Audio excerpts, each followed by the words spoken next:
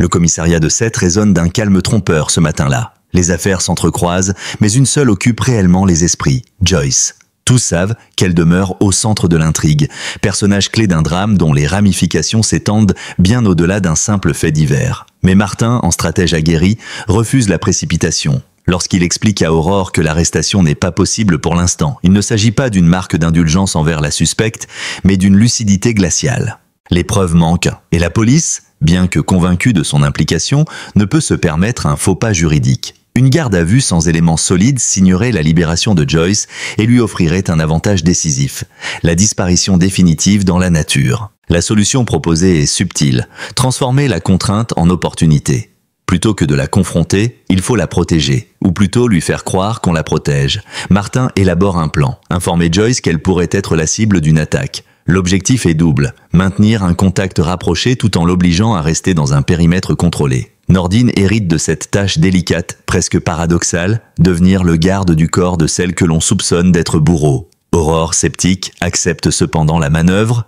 Dans ce jeu d'échecs, chaque mouvement doit être calculé au millimètre, car la moindre erreur offrirait à Joyce la possibilité d'un coup d'avance. C'est ainsi que Joyce se retrouve assignée à un hôtel, son appartement jugé non sécurisable. Le lieu devient une cage dorée où chaque geste, chaque regard sera surveillé. Mais ce dispositif fragile n'est qu'un pansement sur une plaie béante.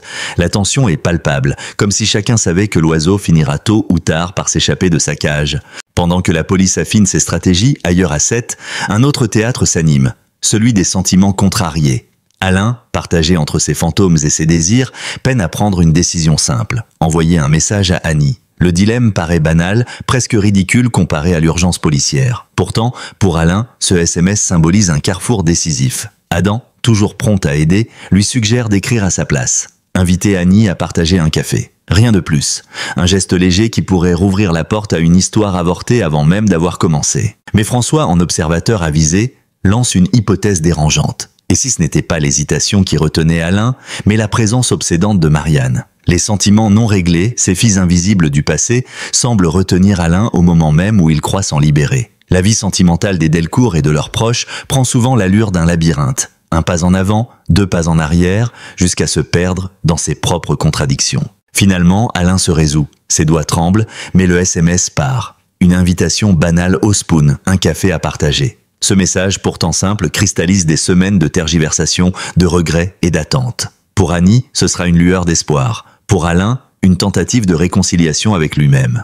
À quelques rues de là, dans l'atmosphère plus détendue du Spoon, la jeunesse s'agite. Charles propose un cocktail à Violette qui décline poliment. Elle se dit « patraque ». Mais derrière ce prétexte se cache une vérité plus lourde, le trac. Elle n'a pas dormi de la nuit, hantée par l'idée du saut en parachute prévu pour le lendemain. L'adrénaline que d'autres recherchent comme un frisson vital lui noue l'estomac. Pourtant, elle n'ose pas en parler à Jordan de peur de paraître faible ou de gâcher son enthousiasme. Cette peur tue, silencieuse, s'accroche à elle comme une seconde peau. La juxtaposition de ces intrigues, l'une policière, tendue et méthodique, l'autre sentimentale, hésitante et fragile, et enfin cette peur intime de Violette, compose un tableau dense. Dans Demain nous appartient, rien ne se déroule jamais isolément. Chaque destin se tisse avec l'autre, chaque drame intime résonne comme un écho du drame collectif. À Sète, ce 21 août, tout semble converger vers un point de rupture invisible, un moment où les masques tomberont et où les vérités, qu'elles soient criminelles ou sentimentales, surgiront au grand jour. Le contraste est saisissant. D'un côté, la police empêtrée dans des contraintes légales et forcée à la prudence.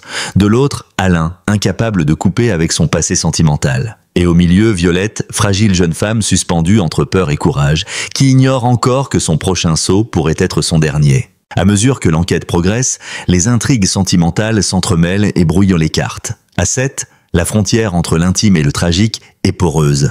Les hésitations amoureuses résonnent avec les dilemmes policiers, comme si tout n'était qu'un vaste miroir déformant. Dans ce théâtre mouvant, 3 trajectoires se dessinent. Celle d'Alain, empêtré dans ses contradictions, celle de Damien, pris malgré lui dans le jeu dangereux de Laurie, et celle de Ludo, qui exhume un souvenir crucial de Joyce. L'attente d'Annie, espoir fragile et rendez-vous manqué. Annie se trouve à un carrefour de son existence. Venue de l'étranger, elle croyait n'être qu'une invitée de passage. Mais la présence d'Alain a rallumé en elle une flamme inattendue. Lorsque son téléphone vibre et qu'elle lit enfin le SMS tant espéré, elle ne peut retenir un sourire radieux, celui des adolescents qui découvrent l'amour pour la première fois. Un simple message suffit à bouleverser son équilibre. Un café? Rien d'extravagant, mais dans ces quelques mots, elle devine une promesse, une main tendue, peut-être une seconde chance. Elle s'apprête à retrouver Alain au Spoon, impatiente et pleine d'espoir. Mais ce bonheur suspendu est fragile. Car si Annie est prête à saisir cette ouverture, Alain, lui, reste prisonnier de son passé avec Marianne. Ses hésitations risquent de transformer cette invitation en rendez-vous manqué et l'histoire en nouveau désastre sentimental. Damien et Laurie, quand le sport devient prétexte à la séduction. Au même moment, un autre décor attire l'attention. Le Spoon, encore. Damien, plein de bonnes résolutions, prépare son inscription au semi-marathon de septembre. Le sport, pour lui, n'est qu'un moyen de se dépasser, de tester ses limites. Mais pour Laurie, il devient un terrain de jeu. Lorsqu'elle le croise au café, elle n'hésite pas. Regards appuyés, phrases suggestives, une séduction ouverte et assumée. Audrey, postée derrière le comptoir, observe la scène. Elle connaît Damien, son sérieux, sa fidélité, mais elle sent aussi, tout grosso aussi, le trouble naissant que Laurie tente d'installer. Pour couper court, Damien lâche une phrase sèche. « Voici ma femme ». Laurie se retire, vexée peut-être, mais non découragée. Quelques heures plus tard, elle retrouve Damien à l'entraînement. Cette fois, elle se montre plus subtile. Elle propose de courir ensemble, de partager des séances, de transformer ce défi sportif en duo complice. Elle lui tend sa carte de visite, preuve qu'elle n'a pas dit son dernier mot. Derrière ce sourire, une stratégie se dessine. Tester les limites de Damien, s'insinuer dans ses habitudes et pourquoi pas briser son couple. Roxane et Sarah, l'ombre du doute. Lorsque Roxane tombe par hasard sur la carte de visite dans les affaires de Damien, un frisson d'inquiétude la traverse. La jalousie n'est pas toujours rationnelle. Un simple papier, un nom griffonné, et l'esprit s'emballe. Roxane confie son malaise à Sarah. Celle-ci, plus posée, relativise.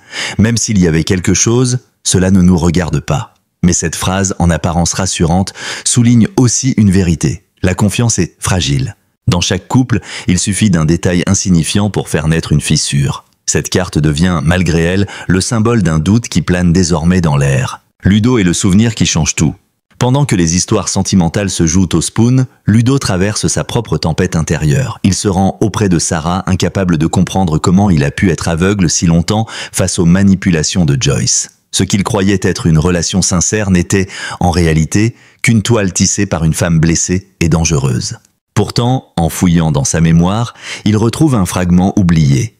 Une nuit, Joyce pleurait devant une bougie allumée. Elle murmurait le nom d'une personne qu'elle avait beaucoup aimée. Ce détail, en apparence anodin, devient soudain central. La scène le hante, la lumière tremblante, les larmes de Joyce, son silence lourd de secrets. Qui était cette personne? Pourquoi ce deuil semble-t-il encore si vif? Ludo réalise que ce souvenir peut être la clé de toute l'affaire, car si Joyce agit aujourd'hui avec autant de rage et de détresse, c'est peut-être en réponse à une blessure ancienne, jamais cicatrisée. Ce deuil pourrait expliquer le sabotage, la fuite et cette spirale destructrice dans laquelle elle entraîne désormais tout son entourage. Un miroir des fragilités humaines. Dans cet épisode, le spectateur assiste à une mise en abîme des fragilités humaines. Alain, incapable de choisir entre Marianne et Annie, illustre le poids des sentiments non réglés. Damien, pris pour cible par Laurie, montre combien la tentation peut surgir dans les moments les plus anodins. Roxane et Sarah rappellent que la confiance est un équilibre précaire, menacé par la moindre intrusion extérieure. Enfin, Ludo révèle que derrière la façade d'une criminelle, il y a souvent une douleur intime, une perte qui dévore et déforme la réalité. À 7, ce ne sont pas seulement des intrigues policières qui se jouent, mais une exploration constante de la nature humaine, de ses contradictions et de ses failles. Chaque personnage devient un miroir des dilemmes universels. Aimer ou renoncer, croire ou douter, protéger ou condamner. Et dans ce kaléidoscope d'émotions, Joyce reste l'énigme centrale, son chagrin caché éclairant peut-être l'ombre de ses actes. Le voile qui entoure Joyce commence à se déchirer. Ce n'est plus seulement une figure trouble ou une manipulatrice hors pair. Derrière ses gestes et ses silences se dessine le contour d'une tragédie personnelle. C'est Ludo qui, en se souvenant de cette scène intime, Joyce pleurant devant une bougie, a rouvert une piste oubliée. Et Sarah, en fouillant les archives, confirme le pressentiment. Joyce avait une cousine, Amandine, décédée d'une maladie neurovégétative. Les deux femmes étaient très proches, presque fusionnelles. La mort d'Amandine n'a pas seulement laissé un vide affectif. Elle semble avoir brisé l'équilibre fragile de Joyce, transformant son deuil en une obsession sombre. Le symbole des poupées de laine. C'est Roxane qui découvre le détail le plus saisissant. En explorant les réseaux sociaux d'Amandine, elle tombe sur une série de publications consacrées à sa passion. Les poupées de laine. Ces objets simples, faits à la main, incarnent une douceur enfantine, une tendresse artisanale qui contraste violemment avec la noirceur des événements actuels. Pourtant, dans la logique des obsessions, rien n'est anodin. Les poupées, répétées de fil en fil, peuvent devenir un totem, un souvenir figé, une obsession. Pour Joyce, ces poupées ne sont sans doute pas de simples objets décoratifs. Elles représentent le lien indestructible avec sa cousine disparue, une trace tangible qu'elle a peut-être tenté de préserver à tout prix. C'est là que l'hypothèse policière prend un nouveau relief. Si Joyce est passée à l'acte, si elle a saboté un parachute ou menti à répétition, ce n'est peut-être pas par pur goût de la manipulation, mais par fidélité à une douleur qu'elle ne parvient pas à laisser derrière elle. Une évasion qui déjoue toutes les précautions. Alors même que la police commence à comprendre les ressorts psychologiques de Joyce, celle-ci prend tout le monde de court. Assignée à l'hôtel pour sa sécurité, et surtout pour éviter qu'elle ne disparaisse, elle profite d'une faille. Nordine, chargée de sa surveillance, croit la situation sous contrôle. Mais dans la nuit, Joyce réussit l'impensable. Elle s'évade en sautant par la fenêtre, sans bruit, sans laisser le moindre indice sonore. Le seul signe de sa fuite est son téléphone, retrouvé plus tard près des poubelles. Un détail glaçant, l'abandon volontaire de ce précieux objet signifie qu'elle a planifié sa disparition. Joyce n'a plus besoin de rester connectée, ni de simuler la vulnérabilité. Désormais, elle est libre de ses mouvements, libre de préparer l'étape suivante de son plan. Pour la police, c'est un désastre. Tout le dispositif mis en place pour la garder sous contrôle s'effondre en un instant. Et avec lui, l'illusion de sécurité qui entourait l'affaire. Alain, Marianne et le mensonge banal.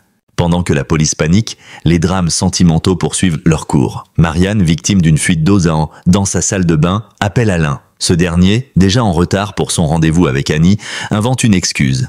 Il prétend avoir un rendez-vous avec son petit-fils. Ce mensonge banal, presque anodin, révèle pourtant toute la complexité de sa situation. En choisissant d'aller au Spoon, il croit privilégier l'avenir avec Annie. Mais en cachant la vérité à Marianne, il s'enfonce un peu plus dans les non-dits et les mensonges qui minent déjà sa vie affective. Et le sort, ironique, se charge de punir son hésitation. Lorsqu'il arrive enfin au rendez-vous, Annie est déjà partie. Elle avait attendu, puis s'était lassée. Son téléphone, oublié chez les Moreno, ne lui permet même pas de recevoir le message tardif d'Alain. Là encore, tout se joue à une poignée de minutes, à un décalage temporel cruel qui transforme une promesse en désillusion. La tension monte. Qui sera la prochaine victime ? L'évasion de Joyce change la donne. Pour Aurore et Martin, c'est désormais une question de temps. Chaque minute qui passe rapproche la suspecte d'un nouveau passage à l'acte. Et puisque les enquêteurs sont convaincus qu'elle a déjà saboté une sangle de parachute, le danger est immédiat. Qui sera la victime ?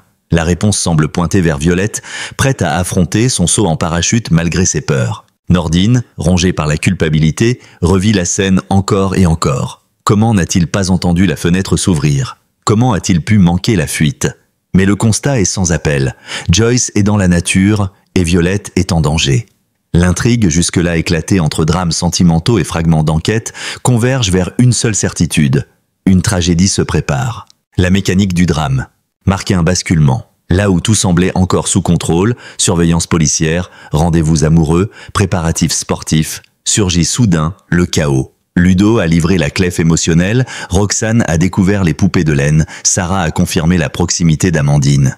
Mais toutes ces avancées s'effacent face à une réalité brutale. Joyce n'est plus enfermée. Elle est dehors, libre de saboter, de manipuler, de frapper. Le spectateur, lui, comprend ce que les personnages ignorent encore. L'heure n'est plus aux hésitations sentimentales ou aux souvenirs douloureux. L'heure est au compte à rebours. Dans les airs, un parachute attend d'être ouvert. Dans les rues de Sète, Joyce marche déjà vers son prochain coup. La tragédie est en marche, inexorable. Le matin s'est levé sur Sète avec un ciel d'un bleu presque ironique. Rien dans la douceur de cette journée ne laisse deviner le drame qui se prépare. Pourtant, pour Violette, le simple bruit du vent est déjà une menace. Elle a passé la nuit à lutter contre ses angoisses, à imaginer le moment fatidique où son corps quitterait la sécurité du sol pour s'élancer dans le vide. Son sourire, affiché devant Jordan, n'est qu'un masque fragile. À l'intérieur, tout est crispation. Jordan, l'euphorie insouciante. Jordan, lui, incarne l'autre versant du saut. Euphorique, il vit l'expérience comme une libération. Le parachutisme, pour lui, n'est pas une épreuve mais une fête. Caméra à la main, il immortalise chaque instant, persuadé qu'il s'agit d'un souvenir heureux à partager. Il rit, plaisante, encourage Violette à se détendre. Sans le savoir, il filme les dernières secondes d'insouciance avant que la mécanique du drame ne s'enclenche. Lorsque Jordan s'élance, son parachute s'ouvre parfaitement. La scène est magnifique. Son corps plane dans l'air, porté par le vent, la terre s'étend en miniature sous ses pieds. Violette, qui l'observe, sent son angoisse se fissurer. Elle se dit que si lui a réussi, elle aussi peut le faire. C'est ce moment d'espoir qui la pousse à avancer, à se préparer à son tour. La sangle fragilisée. Mais le spectateur, lui, sait ce que Violette ignore. Son matériel brodé a été saboté. Une sangle fragilisée volontairement menace de céder à tout instant. C'est Joyce qui, avant sa fuite, a préparé ce piège invisible. Le danger n'a pas la forme spectaculaire d'un ennemi armé, ni le bruit fracassant d'une explosion. Il réside dans un détail technique, une fibre rompue qui attend le bon moment pour lâcher. Cette menace muette est encore plus effrayante. Elle agite en silence, sous les yeux de tous, et ne se révélera qu'au moment où il sera trop tard. Le vent se lève légèrement, secouant les voiles. Les instructeurs, concentrés, vérifient les attaches. Tout semble normal. Mais la caméra s'attarde sur la sangle déjà marquée de petites déchirures. Elle résiste encore, mais pour combien de temps? Annie et le rendez-vous manqué. Pendant que Violette s'apprête à sauter, une autre tragédie, plus intime mais tout aussi douloureuse, se joue au spoon. Annie attend Alain, le cœur battant. Elle est arrivée en avance, a commandé un café qu'elle ne boit pas et jette des regards fébriles vers la porte à chaque fois qu'elle s'ouvre. Les minutes s'égrènent. 10, 20, 30. Son enthousiasme s'effrite peu à peu. Chaque seconde qui passe devient une gifle silencieuse. Au bout d'une heure, elle n'y croit plus. Son sourire s'est éteint, remplacé par une amertume muette. Elle se lève, règle l'addition et s'en va. Ironie cruelle. Son téléphone, oublié chez les Moreno, ne lui permet pas de recevoir le message d'excuse d'Alain, arrivé trop tard. Ce rendez-vous qui devait symboliser un nouveau départ se transforme en une nouvelle blessure. Nordine, rongée par la culpabilité. Au même moment, Nordine découvre les conséquences de son erreur. L'hôtel, censé être le lieu le plus sûr pour Joyce, est désormais vide. Elle a fui, laissant derrière elle son téléphone comme une provocation. Le policier revit la scène encore et encore. Comment a-t-il pu manquer ce saut par la fenêtre? Comment n'a-t-il pas entendu le moindre bruit? Sa culpabilité est immense, car il sait que cette évasion pourrait coûter la vie à quelqu'un, et ce quelqu'un, à l'instant précis où il réalise son échec, est sur le point de s'élancer dans le vide avec un parachute saboté.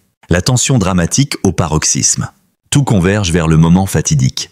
Violette, tremblante, enfile son harnais. Elle échange un regard avec Jordan, encore euphorique de son saut réussi. Elle tente de sourire, mais ses yeux trahissent sa peur. L'instructeur lui fait signe d'avancer. Le bruit de l'hélice couvre le battement de son cœur. Le vent, plus fort, souffle comme un avertissement. La caméra suit chaque geste. La vérification des sangles, l'ouverture de la porte de l'avion, le premier pas vers le vide. À cet instant, le spectateur sait que tout peut basculer. Chaque fibre de la sangle devient une menace. Chaque seconde est une gifle au suspense. La série joue ici avec une mécanique dramatique redoutable. Montrer au spectateur ce que l'héroïne ignore. Nous savons que la sangle est compromise, nous savons que Joyce a frappé, mais Violette, elle, croit que sa peur est irrationnelle, que son angoisse n'est qu'un manque de confiance en soi. C'est cette ironie dramatique qui rend la scène insoutenable. Le point de rupture. Dans l'avion, le silence est brisé par le souffle du vent. Violette ferme les yeux, respire profondément et s'élance enfin. Le vide l'aspire, son cri se perd dans les airs. La caméra capte son sourire mêlé de peur et d'adrénaline. Tout semble se dérouler comme prévu, jusqu'à ce que la sangle, filmée en gros plan, se tende dangereusement. Elle résiste, mais on entend le craquement sinistre de fibres qui lâchent. À cet instant précis, l'épisode suspend son souffle. Le destin de Violette tient littéralement à un fil. Le spectateur est happé par l'angoisse. Va-t-elle s'écraser ou un miracle surviendra-t-il? La tension atteint son paroxysme. Dans les airs, Violette vient de s'élancer. Son corps fend le vent, son cri mêle frisson et terreur, et pour un instant, elle croit à la victoire sur sa peur. Mais l'ombre du sabotage plane sur chaque seconde de sa chute. La sangle fragilisée, invisible à ses yeux, menace de céder. Le spectateur le sait, les enquêteurs le pressentent, mais pour Violette, l'expérience n'est encore qu'un vertige de liberté. Ludo est l'énigme des poupées.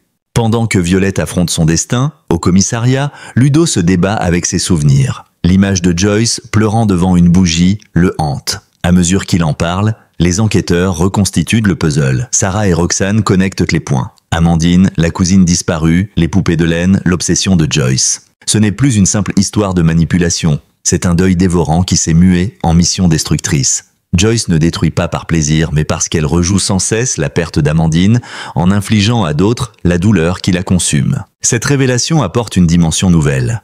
Joyce n'est pas seulement une suspecte à traquer, c'est une âme brisée dont le chagrin s'est transformé en arme. Mais cette nuance, si importante pour comprendre, n'atténue en rien l'urgence. Car pendant que l'équipe analyse ses motivations, la vie de Violette ne tient plus qu'à un fil. La course contre la montre.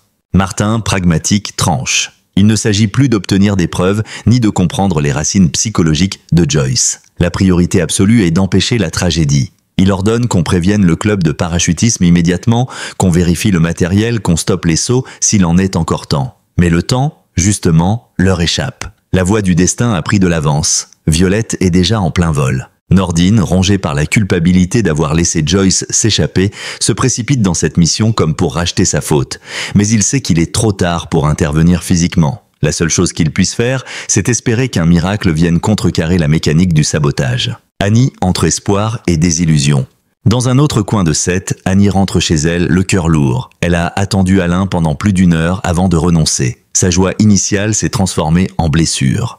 Le SMS d'Alain, envoyé trop tard, ne lui est jamais parvenu, car son téléphone oublié chez les Moreno la prive de toute explication. Elle croit à un nouveau rejet, à une nouvelle trahison. Ce qu'elle ignore, c'est que l'absence d'Alain n'était pas un choix de mépris, mais une conséquence des non-dits accumulés. Ainsi, pendant qu'une vie se joue dans le ciel, une autre se brise dans le silence d'un café déserté. Cette symétrie cruelle illustre la force dramatique de Demain nous appartient. La tragédie collective et la douleur intime avancent toujours main dans la main. Le saut de Violette. Dans le ciel, le temps s'étire. Violette flotte dans l'air, la terre se rapproche. Elle tire sur la commande de son parachute. Le voile s'ouvre, majestueux. Mais le craquement sinistre retentit à nouveau. La sangle se tend puis lâche légèrement, marquant une première rupture. Le spectateur retient son souffle. Le visage de Violette, d'abord soulagé, se crispe lorsqu'elle sent la secousse. Le danger n'est plus invisible. Il devient tangible, palpable.